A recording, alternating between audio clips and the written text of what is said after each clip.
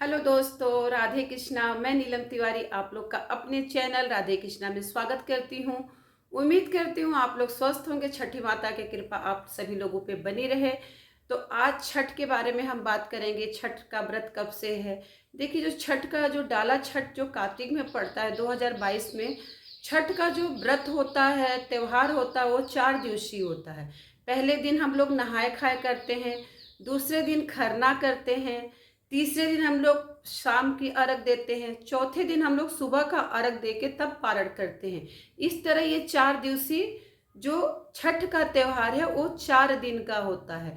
ये सभी व्रतों में बहुत ही कठिन व्रत है और बहुत ही नियम धर्म का व्रत है, क्योंकि हर व्रत में तो माफी मिल सकती है, लेकिन जो छठ का व्रत होता है, छठ में छठ माता माफ नहीं करती हैं। थोड़ी सी भी भूल होती है आपको तुरंत वो चीज दिखने को मिल जाती है। इसीलिए जो लोग भी छठ का व्रत कर रहे हैं या नया उठाना चाहते हैं, वो लोग सर सफाई का विशेष ध्यान रखिएगा। कोई आपसे त्रुटि नहीं होनी चाहिए, क्योंकि इसका यही एक व्रत है कि जिसमें यह हर व्रती जो कि 20 साल से भी व्रत कर रहा हो वो भी डरता है, डरते डरते अपने व्रत को संपन्न करता है। तो देखिए, जो आप लोग का नहाए खाए है वो 28 तारीख को है, दिन शुक्रवार है। खरना आपका जो है 29 तारीख दिन शनिवार को है। पहला अर्घ जो होता है, शाम का जो अर्घ है, वो दिन रविवार 30 तारीख को है। और दूसरा अर्घ जो है 31 तारीख को दिन सोमवार को है।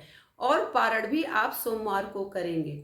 जिस दिन नहाए खाए व्रती करते हैं, तो ये ध्यान रखिएगा कि जिस दिन आप नहाए खाए करते, पहले आप अपने घर के शुद्धिकरण करिए। एक एक कोना आप लोग साफ करिए। सफाई का इसमें विशेष महत्व होता है। फिर उसके बाद आप सर से स्नान करते हुए अपने बालों को धोते हुए स्नान करेंगे। स्नान करने के बाद ही आप सूर्य देवता को जल चढ़ाएंगे। उसके बाद ही आप जो व्रती का खाना होता है वो बनाएंगे। इसमें क्या खाया जाता है? अरवा चावल खाया जाता है। भुजिया चावल नहीं खाते, अरवा चावल खाते हैं, लौकी खाते और चना का दाल बनता है। इसमें अरहर मूंग मसूर की दाल इस दिन नहीं बनती है। तो इस बात का आप लोग को ध्यान रखना है। खाना जो है आपका शुद्ध देसी घी में बनता है। और जो सब्जी में जो नमक आप लोग डालेंगे वो भी सेंधा नमक डालेंगे। रोज जो नमक यूज करते हैं उस नमक का प्रयोग आप लोग नहीं करेंगे। तेल बिल्कुल नहीं डालते हैं, तेल को छूते भी नहीं है जो लोग व्रत करते हैं। और नहाए खाए करते करते आपका 11 12 1 बज जाता है जो व्रती होता है उसको खाने में। इसमें बस यही एक उसी एक टाइम खाना है। बीच में आप फल फ्रूट खा सकते हैं। शाम को आप नॉर्मल खाना खाएंगे, लेकिन शाम का भी खाना आपका घी और सेंधा नमक के द्वारा ही बनेगा। उसमें भी आपको तेल का प्रयोग नहीं करना है। दूसरे दिन आपको खरना करना है। दूसरे दिन आपको सुबह उठना, स्नान करके फिर सूर्य देवता को जल अर्पित करना है। उसके बाद पूरा दिन आपको निराजल व्रत रहना है। उसके बाद जब सूर्य अस्त होने लगे उसके पहले आप लोग को स्नान कर लेना है। स्नान करने के बाद इसमें शाम को छठी माता की पूजा की जाती है। तो छठी माता की पूजा के लिए क्या करते हैं कि मिट्टी का चूल्हा रहता है, आम की लकड़ी रहती है, उस पे छठी माता का जो है वो गुड़ की खीर बनती है। बहुत लोग दूध में बनाते हैं, बहुत लोग सादा गुड़ की ही खीर बनती है। सही अगर मानिए तो गुड़ की ही खीर बनती है। रोटी बनती है, रोटी में घी लगता है और केले का पत्ता लगाया जाता है, उसमें छठी माता का भोग लगता है। फल में केला जरूर रखा जाता है जो लोग खरना करते हैं। उसके बाद वहाँ पे दीपक जलाया जाता है। दीपक जलाने के बाद सिंदूर तेल दिक्का माता को दिया जाता है। फिर थोड़ा सा धूप दीप दिखाया जाता है माँ को। फिर केले के पत्ते पे ही उसका भोग लगाया जाता है। रोटी खीर और फल जो केला होता है उसका आप लोग को लगाना है। उसके बाद क्या करना है, जो खरने का प्रसाद होता है बहुत ही महत्वपूर्ण होता है। जितना आप खरने का प्रसाद बांट सकती हैं उतना आपको बांटना चाहिए। खरने का प्रसाद देने से आपका पुण्य जो है बढ़ जाता है। तो खरने का प्रसाद ज़्यादा नहीं, थोड़ा थोड़ा ही जो आपके आस पड़ोस में है उनको खरने का प्रसाद जरूर आपको देना चाहिए। और उसके बाद वही उसमें उस दिन भी जो व्रती रहते हैं नमक का सेवन नहीं करते हैं, वही खीर और रोटी खा के फल खा के फिर सुबह जो होता है जिस दिन मेन व्रत होता है, यानी कि 30 तारीख को निराजल पूरे दिन वो व्रत रहते हैं। फिर शाम को अर्घ देते हैं।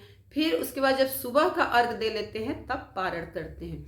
बहुत लोग होते हैं शारीरिक अस्वस्थता के कारण दोनों छठ नहीं कर पाते, छोटी बड़ी, तो बड़ी ही छठ करते हैं। तो जो लोग बड़ी छठ करते हैं तो जिस दिन और लोगों का नहाए खाए होता है उस दिन उनका नहाए खाए नहीं, जिस दिन और लोग खरना करते हैं, जो लोग बड़ी छठ करते हैं उस दिन उनका नहाए खाए होता है। बस दिन आपका घट जाता है अगर आप एक छठ करते हैं, और कुछ लोग हैं 2 छठ करते हैं। और साड़ी की बात हम आपको बता दें कि इसमें कोरा ही वस्त्र पहना जाता है दोस्तों। इसमें कोई ऐसा नहीं कि आप पहना हुआ वस्त्र पहन सकती हैं, धुल के पहन सकती हैं, इसका कोई भी विधान नहीं है। इसमें कोरा ही हर चीज़ का प्रयोग होता है, कोरी साड़ी होती है, कोरा ही आपका सब कुछ होता है। कुछ लोग 2 साड़ी में छठ करते हैं, कुछ लोग 1 साड़ी में छठ करते हैं। आपकी जैसी सामर्थ्य हो उस तरह आप अपना छठ पूजा करिए। छठ पूजा में एक बात का आप लोग को ध्यान रखना है कि कभी भी जब आप घाट पे जाइए तो घाट पे जाते समय ये लड़ाई झगड़ा मत करिए, क्योंकि देखिए जो औरत होती है, जो भी महिलाएं जो व्रती होती है, वो 4 दिन का तप कर रही होती हैं। भगवान न करे उनके मुख से किसी के लिए बद्दुआ निकल जाए, उस समय उनकी बद्दुआ भी बहुत असर करती है। तो इसलिए जो व्रती हैं उनका खास कर आप लोग ध्यान रखिए, उनको परेशान मत करिए, क्योंकि 4 दिन तक वो अपना तप करते हैं, अपने तप करते हैं, अपनी जो इंद्रियां हैं उनको वश में करते हैं, और जो भगवान से अपना जो छठ माता से अपना कनेक्शन जोड़ते हैं। तो ये समझ जाइए कि उनके शरीर में उस समय छठ माता का ही वास हो जाता है। तो इसलिए अगर आप लोग घाट में जाइए, थोड़ी सी आप लोग को जगह मिले, उसी में आप लोग पूजा कर लीजिए। अपने जबान से कुछ भी अशब्द न बोलिए। जो व्रती हैं उनकी सेवा करिए, जितना आपसे मदद हो सके उनकी करिए, क्योंकि देखिए जो व्रत करता है उसको तो फल मिलता है, लेकिन जो व्रती का मदद करता है उसको डबल फल मिलता है। इस बात का ध्यान रखिए। छठ ही एक ऐसा व्रत है कि अगर आप किसी से कुछ कह देंगे तो नहीं करेगा, चाहे वो आपका दुश्मन ही क्यों न हो। छठ का व्रत बहुत ही फलदायी व्रत होता है। जो लोग करते हैं उनको किसी चीज़ की कमी लाइफ में नहीं रहती है। इस व्रत में बस इतना ही आपको ध्यान रखना है कि छठ माता जिस तरह दिल खोल के देती हैं, उसी तरह छोटी सी त्रुटि वो माफ़ नहीं करती। तो इसलिए आप लोग को कोई त्रुटि नहीं करना है। जिस दिन आप लोग का नहाए खाए होता है उसके 1 दिन पहले से आप अपने घर में लहसुन प्याज को एकदम हटा दीजिए। इसमें लहसुन प्याज की कोई जगह नहीं है आपके घर में, ठीक है। उसके बाद 4 दिन तक आपके घर में लहसुन प्याज नहीं बनेगा। मांस मदिरा का प्रयोग तो भूल के भी आप लोग मत करिएगा। ड्रिंक का तो प्रयोग बिल्कुल अपने घर में न करिए, क्योंकि माता रानी का प्रकोप जो लोग देखे हैं वो लोग समझ सकते हैं। और उसके बाद जिस बर्तन में आपने नॉनवेज बनाया उस बर्तन में छठ माता का कोई भी प्रसाद आप मत बनाइएगा, क्योंकि छठ माता माफ़ नहीं करती।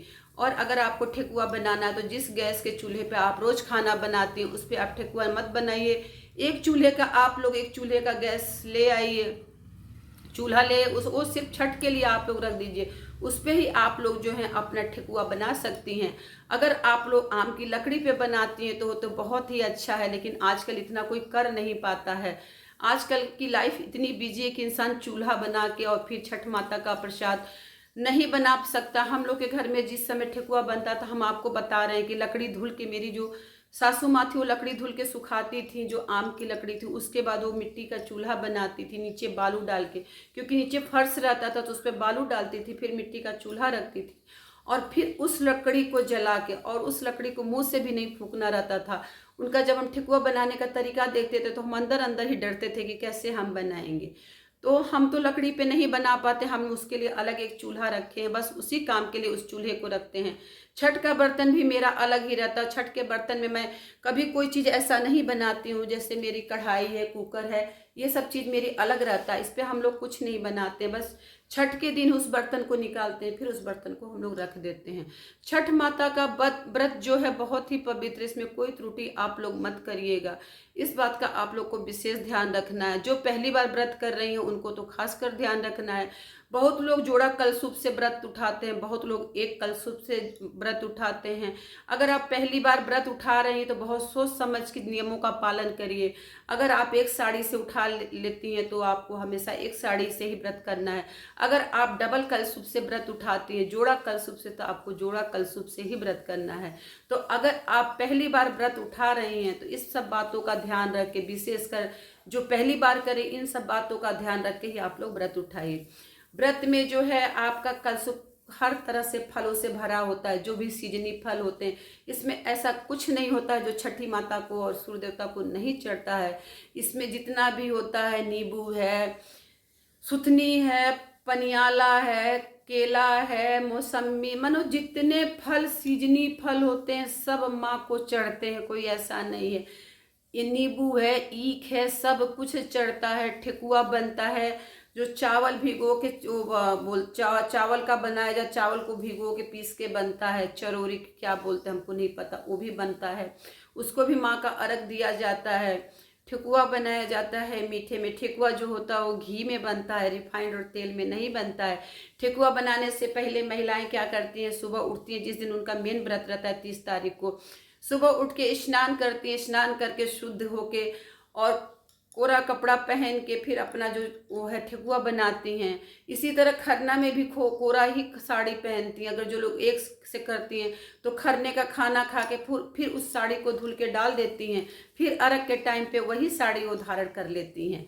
तो जैसा जिसकी सामर्थ्य उस हिसाब से उसको पहनना चाहिए। और छठ में देखिए, छठ का व्रत बहुत ही नियम धर्म का व्रत होता है। इसमें यकीन मानिए बहुत डर लगता है। किसी तरह इंसान डरते डरते व्रत को करता है। माँ शक्ति भी देती है, ऐसी बात नहीं है। ये समझिए कि 4 दिन से वो महिला का व्रत ही चलता है। जिस दिन नहाए खाए होता है उस दिन क्या खाना रहता है, सिर्फ लौकी और दाल और चावल खाती, वो भी थोड़ा बहुत खाती, वो कहाँ खाया जाता है। समझिए कि 36 घंटे का महिलाएं व्रत रहती हैं और अपने संतान, अपने परिवार के लिए तब करती हैं। और इसमें अगर किसी ने उनको कुछ कह दिया तो यकीन मानिए उनका दिल आप लोग को नहीं दुखाना है। घाट पर भी आप लोग को जैसे करना कर लीजिए। बहुत लोग तो घर पे ही करते हैं, छत पे करते हैं, कहीं भी कर, जैसी आपकी सामर्थ्य हो, जैसी आपकी शारीरिक शक्ति हो, उस हिसाब से आपको नियमों का पालन करना है। और सबसे पहले जो आपके घर में नियम है उसका पालन तो आप लोग को करना ही करना है। जो आपकी सासू माँ करती हैं, जो आपकी माँ करती हैं, जो आपके ससुराल के नियम है, उनको तो पहले आप लोग को फॉलो करना चाहिए। उसके बाद जो और लोग बताते हैं उस हिसाब से आपको चलना चाहिए। तो इस तरह का व्रत ये होता है। इसमें कोई ऐसी चीज़ है कि नहीं चढ़ती, सब चीज़ें आप लोग चढ़ाइए। अच्छे से छठी माता की पूजा व्रत करिए। छठी माता आपकी सभी मनोकामनाओं को पूर्ण करेंगी। इसमें कुछ नहीं, हमने आपको डेट बता दिया, चीज़ें बता दी, जो चीज़ें नहीं करना है उसको भी हमने बता दिया। इसमें जो है दीपक जलता है, कलश रखा जाता है, वहाँ माता की बेदी बनाई जाती है। ठीक है, एक दौरा होता है। दौरा जो होता है आपका नया होता है, उसको लाल पीले रंग से रंग दीजिए। कलशुप पूरा भर के उसमें सजा के उस पर रखा जाता है। जो घर के पुरुष मेंबर होते हैं वो सर पे इस तरह उठा के चलते, यकीन मानिए देखने में बहुत अच्छा लगता है। और उस चीज़ को जो डाला होता है उसको कहते हैं डाला। उसको क्या करना है, आपको पीले चाहे लाल कपड़े से आपको ढक के ही घाट पे ले जाना है। कभी भी खुला हुआ दौरा लेके घाट पे आपको नहीं जाना चाहिए। और जो महिलाएं होती हैं वो हाथ में कलश लेके जाती हैं घाट पे। तो इस तरह आप लोग को व्रत करना है और छठी माँ का आप लोग पे आशीर्वाद बनी रहे। वीडियो को मैं अपने यहीं पे विराम देती हूँ। अगर मेरी वीडियो आप लोग को पसंद आए तो शेयर और लाइक कर दीजिए। हो सकता है कि हम भी वीडियो ना बना पाएँ क्योंकि मेरा भी छठ व्रत चलेगा। छठ व्रत में यकीन मानिए हम सिर्फ माता पे ही ध्यान देते हैं। वीडियो पे मेरा मन नहीं करता है कि वीडियो शूट करें चाहे कुछ करें, क्योंकि मेरा तो सिर्फ भक्ति में ही मन रहता है। तो इसके लिए आप लोग को क्षमा चाहेंगे। अगर बच्चों ने कुछ बना दिया तो ज़रूर आप लोग के साथ शेयर कर देंगे। धन्यवाद।